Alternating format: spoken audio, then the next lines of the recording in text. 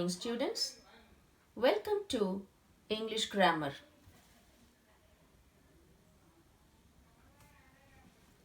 Today, our topic is main clause and subordinate clause. So, let's know more about what is a clause. A clause is a group of words containing subject, verb, and object. Here you can see I have given an example here. He plays cricket.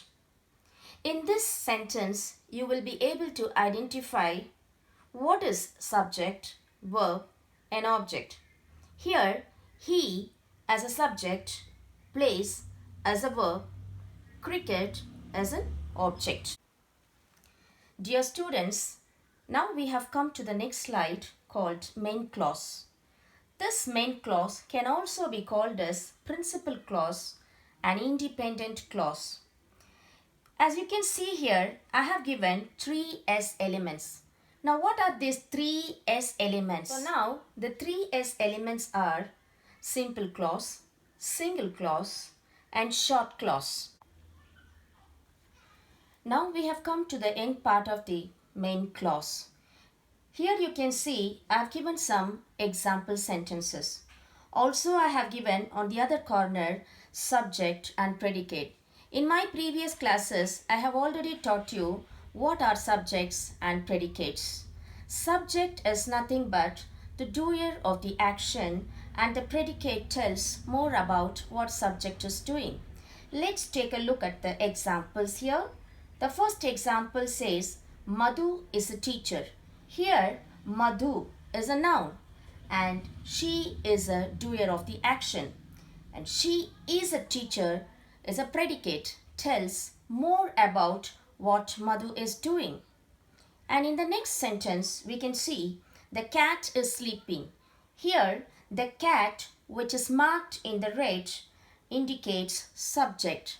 Is sleeping is the action done by the cat.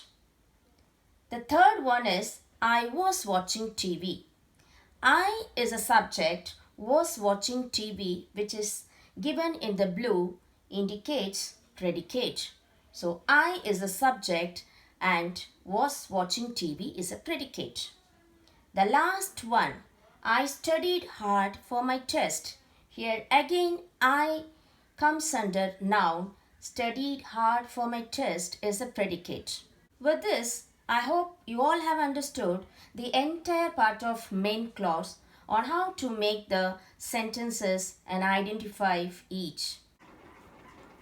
Now we are entering into the next part of the grammar, that is subordinate clause.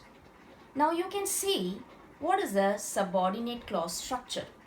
I have given here there are 2 parts. In this subordinate clause, we also have main clause which associates with subordinate conjunctions. So this subordinate clause can also be called as dependent clause. In this slide, we are going to see what is subordinate conjunction. Conjunctions are connectors to link between any 2 words, 2 phrases or any 2 sentences. As you can see here, I have given so many words as subordinate conjunctions. These words can be used to link any 2 different sentences. In this slide, we are going to see what are the points to remember.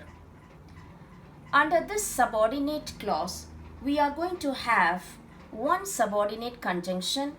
Also, we are going to have a main clause that is nothing but subject, verb, object or a complement. The last point is we have no meaning or thought unless it joins with an independent clause. We have come to the end part of the grammar point, subordinate clause. Here you can see example sentences are given.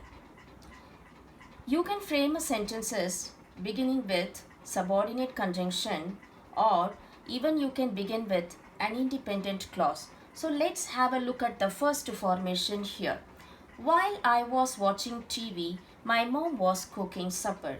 In this, let me explain to you while serve as a subordinate conjunction and I was watching TV comes under the dependent clause.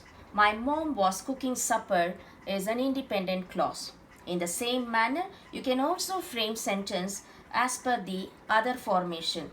My mom was cooking supper is an independent clause followed by a subordinate conjunction and the dependent clause. Let's have another example here. Because I studied hard for my test, I earned my A grade.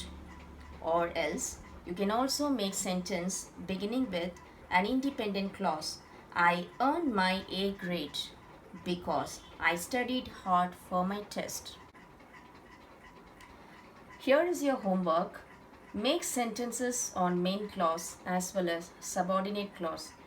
10 sentences on each. I hope you have understood today's grammar session. Thank you, students.